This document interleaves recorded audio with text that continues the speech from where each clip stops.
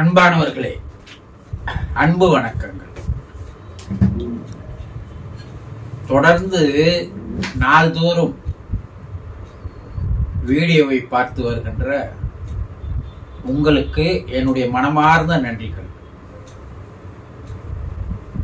புதிதாக இந்த சேனலை பார்ப்பவர்களாக இருந்தால் இந்த சேனலை சப்ஸ்கிரைப் செய்து எனக்கு ஆதரவையும் ஊக்கத்தையும் உற்சாகத்தையும் தாருங்கள்.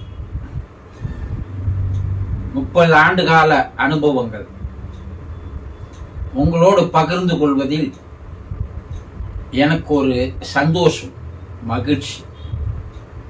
அதே நேரத்தில் உங்களுக்கு தெரியாத பல விஷயங்கள் தெரிந்து கொள்வதற்கு ஒரு வாய்ப்பு.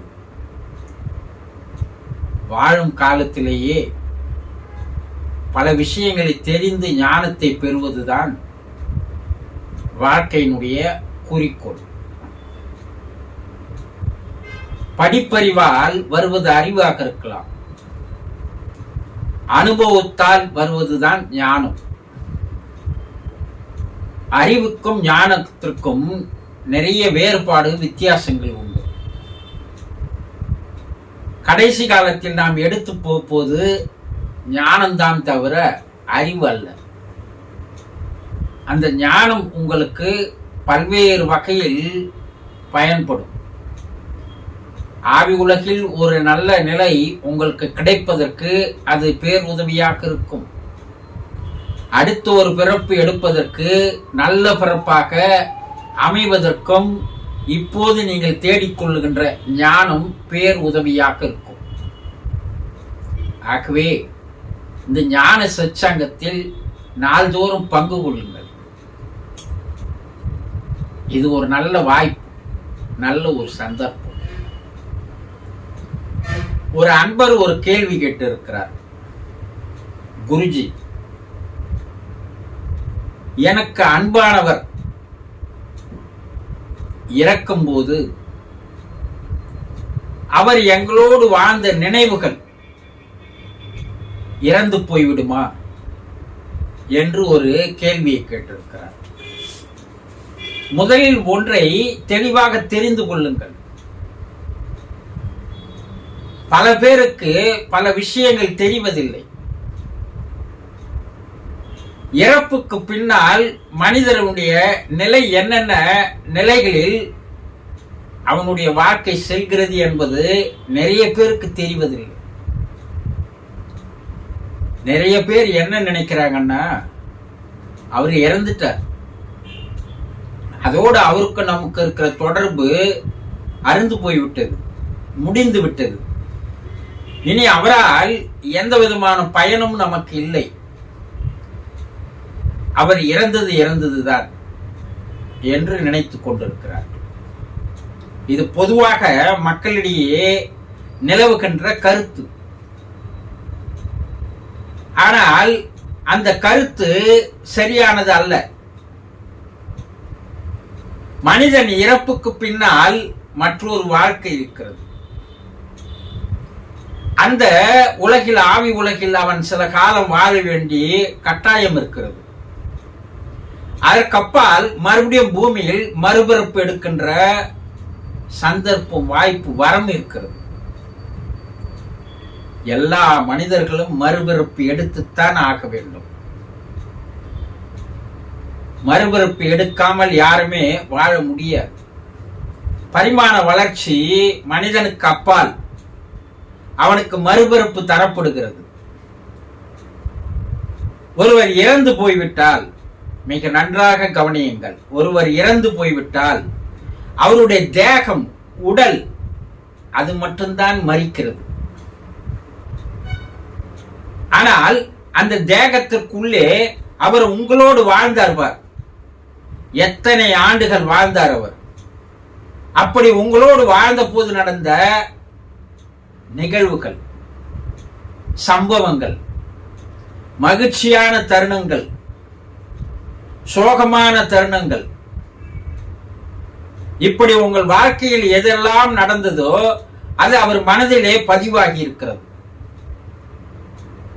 மனம் என்பது என்ன?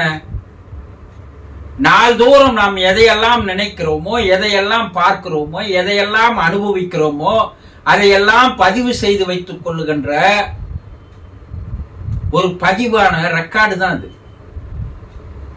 மனம் என்பது ஒட்டுமொத்தமாக பதிவுகளுடைய தொகுப்பு. இதில் சோகமான நிகழ்வுகளும் பதிவாகிறது, மகிழ்ச்சிகரமான நிகழ்வுகளும் பதிவாகிறது. உங்களோடு இருந்த அந்த நிகழ்வுகள், அந்த நடவடிக்கைகள் அதெல்லாம் கூட பதிவாகிறது. ஒன்று கூட மிஸ் ஆகாமல் அனைத்தும் பதிவு செய்து கொள்கிறது மனம். இது பல்வேறு அடுக்குகளை கொண்டது. நல்லது செய்தால் அது ஒரு பக்கம் பதிவாகிறது, கெட்டது செய்தால் அது ஒரு பக்கம் பதிவாகிறது, பாவங்கள் புண்ணியங்கள் என்று சொல்வதும் பதிவாகிறது. உங்களுடைய மனம் என்ன நினைக்கிறதோ, என்ன பேசுகிறதோ, என்ன செய்கிறதோ அதெல்லாம் கூட பதிவாகிறது. நீங்கள் பார்க்கின்ற காட்சிகள் எல்லாம் கூட பதிவாகிறது. நீங்கள் கேட்கின்ற ஓசைகள், குரல்கள் எல்லாம் கூட பதிவாகிறது. நீங்கள் வாழும் பொழுது எதையெல்லாம் நீங்கள் பதிவு செய்து கொள்கிறீர்களோ அந்த பதிவுகளுடைய ஒட்டுமொத்த அடுக்குகள் இருக்கக்கூடிய ஃபைல்ஸ் தான் மனம். இந்த மனம் இறப்பது இல்லை. உடல் மட்டும்தான் இறந்து போயிருக்குது. மனதிற்கு வயதாவதில்லை, உடலுக்கு வயதாகி விடுகிறது, ஆன்மாவுக்கு வயதாகவில்லை. இந்த மனம் ஆன்மா இரண்டும் சேர்ந்துதான் அவருடைய உடலை விட்டு வெளியே போகிறது. அப்ப அவர் வாழ்ந்த நிகழ்வுகள், நினைவுகள், நிகழ்ச்சிகள், சம்பவங்கள் எல்லாம் அவர் தன்னுடனேயே மனத்தோடு எடுத்து போகிறார். அது மரித்து போவது கிடையாது. அப்போ அந்த மனம் எதையெல்லாம் எடுத்து போகிறதோ மேல் உலகிற்கு, அந்த மனத்தில் பதிவாகி இருக்கின்ற அந்த பதிவுகளுக்கு ஏற்றாற் போல்தான் அந்த உலகிலே உங்களுக்கு இடமானது தரப்படுகிறது. இது நம்முடைய முன்னோர்கள் பாவம் புண்ணியம் கர்மாக்கள் என்று சொல்லிவிட்டார்கள். அது பல பேர் வைக்கிறாங்க. பாவங்கள், புண்ணியங்கள், கர்மாக்கள், வாசனைகள், சமஸ்காரங்கள், பதிவுகள் என்று பல பெயர்கள் இருக்கிறது. உன் கர்மாவை நீ எப்படி எடுத்து போகிறாயோ அந்த கர்மாவுக்கு தகுந்தாற்போல் தான் ஆவி உலகிலே உனக்கு அதனுடைய தரத்திற்கு தகுந்தாற் போல ஒரு படிநிலையானது, வாழ்க்கையானது அங்கே தரப்படுகிறது. அங்கிருந்து அவர் வாழும் பொழுது தான் உங்களோடு வாழ்ந்தார்பார். அந்த நினைவுகள், சம்பவங்கள், நிகழ்ச்சிகள், சந்தோஷங்கள், கவலைகள், துக்கங்கள் எல்லாத்தையும் அவர் நினைத்து பார்த்த வண்ணமா தான் இருக்கிறார். உங்களோடு வாழ்ந்த அந்த மகிழ்ச்சிகரமான தருணங்களை நினைத்து பார்க்கிறார். உங்களுடைய துக்கத்தில் பங்கெடுத்துக் கொண்ட நிகழ்வுகளை எல்லாம் நினைத்து பார்க்கிறார். அவர் நினைவில் அப்படியே தான் இருக்கிறது. ஆனால் நீங்கள் தான் மறந்து போகிறீர்கள். உயிரோடு வாழ்ந்து கொண்டிருக்கிறீர்கள், உடலோடு இருக்கிறீர்கள், மனமும் உங்ககிட்ட இருக்குது. அவரோடு சேர்ந்து நீங்கள் அனுபவித்த அந்த நினைவுகள், சம்பவங்கள் எல்லாம் நீங்கள் மறந்து போகிறீர்கள். அவர்கள் மறக்கவில்லை. அந்த மனம்தான் அவர்களுக்கு அடுத்த ஒரு பிறப்பு எடுப்பதற்கு காரணமாக அமைகிறது. அது ஒரு விதை. மனம் என்பது ஒரு விதை. அந்த விதை இருக்கின்ற வரை உங்களுக்கு மறுபடியும் மறுபடியும் பிறப்பானது தரப்படுகிறது.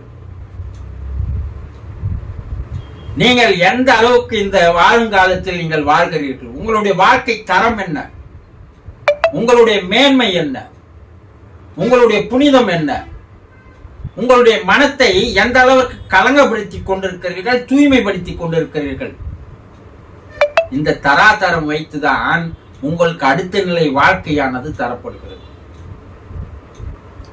நீங்கள் வாழும் பொழுது மனதை தூய்மைப்படுத்திக் கொள்ளுகின்ற வேலையில் நீங்கள், செய்கையில் நீங்கள், நடவடிக்கையில் நீங்கள் ஒவ்வொரு நாளையும் உங்களுடைய மனதை தூய்மைப்படுத்திக் கொண்டே வந்தால்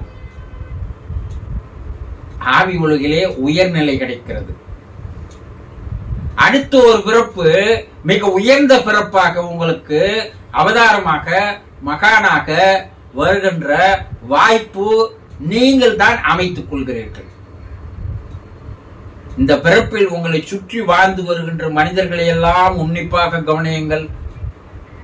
ஒருவன் நோயோடு இருக்கிறான், ஒருவன் வறுமையோடு இருக்கிறான், ஒருவன் கஷ்டப்படுகிறான், ஒருவன் துன்பப்படுகிறான், ஒருவன் வசதி உள்ளவனாக இருக்கிறான், ஆரோக்கியமாக இருக்கிறான், சந்தோஷமாக இருக்கிறான். இது இறைவன் தருவதல்ல. நீங்கள் வாழும்போது எதையெல்லாம் சேர்த்துக் கொள்கிறீர்களோ அதற்கு உண்டான பலன் தான் அது. அப்போ வாழும் பொழுது ஆவி உலகில் இருக்கின்ற உயர்நிலை ஆன்மாக்கள் இல்ல உங்களை விட்டு பிரிந்து போன அன்பானவர்கள் அவ்வுலகிற்கு சென்ற பிற்பாடுதான் இதையெல்லாம் அவர்கள் தெளிவாக அங்கே தெரிந்து கொள்கிறார்கள். அப்ப அவங்க உங்களுக்கு சொல்லக்கூடிய விஷயங்கள் என்னன்னா, வாழும் பொழுது உங்களை நீங்கள் மாற்றிக்கொள்ளுங்கள். தயவு செய்து வாழும்போது மனதை தூய்மைப்படுத்திக் கொள்வதற்குண்டான வேலைகளை செய்யுங்கள். ஒவ்வொரு நாளும் உங்களுடைய மனதை தூய்மைப்படுவதற்குண்டான பயிற்சியில் நீங்கள் ஈடுபடுங்கள். அப்படி நீங்கள் இருக்கின்ற காலத்தில் நீங்கள் சரியாக வாழ்ந்து வந்தால் இங்கே உயர்நிலை கிடைக்கிறது. அடுத்த ஒரு பிறப்பு உங்களுக்கு அருமையான ஒரு பிறப்பாக அமைகிறது. அப்போ அவர்கள் வாழ்ந்த போது எதையெல்லாம் அவர்கள் 5 வயதிலிருந்து ஒரு மனிதனுக்கு மனம் வேலை செய்ய ஆரம்பிக்கிறது. அவர்கள் வாழ்ந்த காலம் வரை அவர்கள் மனதில் நடந்த நிகழ்வுகள், சம்பவங்கள், நினைவுகள் எல்லாம் அவர்களிடம் அப்படியே இருக்கிறது. அதை அவர்கள் நினைத்து பார்த்து சந்தோஷமும் படுகிறார்கள், கஷ்டமும் படுகிறார்கள். ஒரு மனிதன் இறக்கும் போது அவனுடைய உடல் தான் மரித்து போகுமே தவிர அவனுடைய மனமோ ஆன்மாவோ மரிக்காது. ஆக இதை தெளிவாக தெரிந்து கொள்ளுங்கள். அவர்கள் உங்களை நினைத்துக் கொண்டிருக்கிறார்கள் என்பது 100% உண்மை. புரிந்து கொண்டீர்களா? சந்தோஷம்.